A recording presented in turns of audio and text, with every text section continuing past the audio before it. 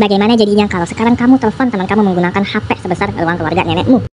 Ya, kamu nggak salah dengar, HP sebesar ruang keluarga nenekmu. Jadi, sebelum ditemukannya transistor, nenek moyang HP kita menggunakan tabung vakum sebagai electronic switch. Oke, lalu apa itu electronic switch atau saklar elektronik? Sekarang bayangkan bendungan raksasa dengan jutaan pintu kecil di bawahnya. Air akan keluar jika pintu itu terbuka dan tidak akan keluar jika pintu itu tertutup.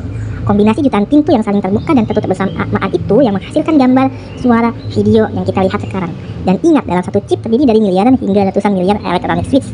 Jadi, ada miliaran hingga ratusan miliar pintu yang terbuka dan tertutup secara bersamaan. Saking banyaknya, gak akan pernah bisa dibayangkan berapa besar bendungan itu.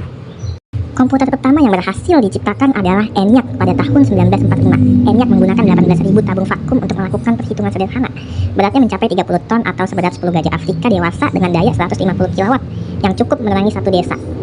Komputer selanjutnya Colossus pada tahun 1943. Komputer yang digunakan Inggris oleh tim Alan Turing dan kawan-kawan untuk memecahkan kode rahasia Nazi di Perang Dunia II.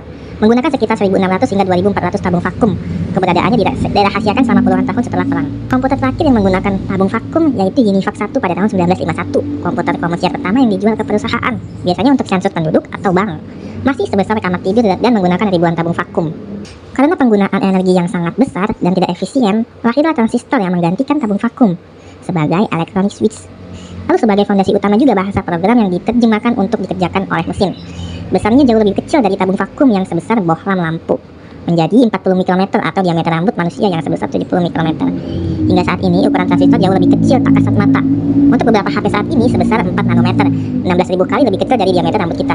Hingga saat ini ASML berhasil membuatnya lebih kecil lagi, sebesar 3 nanometer atau 33.000 lebih kecil dari diameter rambut kita. Nggak kebayang kalau kita harus teleponan dengan teman kita menggunakan HP sebesar ruangan kalau belum ditemukan transistor hingga saat ini. Kalau kamu suka konten seperti ini, perkembangan teknologi hingga melihat langsung bagaimana teknologi di sekitar kamu bekerja, jangan lupa like dan komen untuk konten yang lebih berkualitas. Jadi begitu aja, jangan lupa puasa. Dah.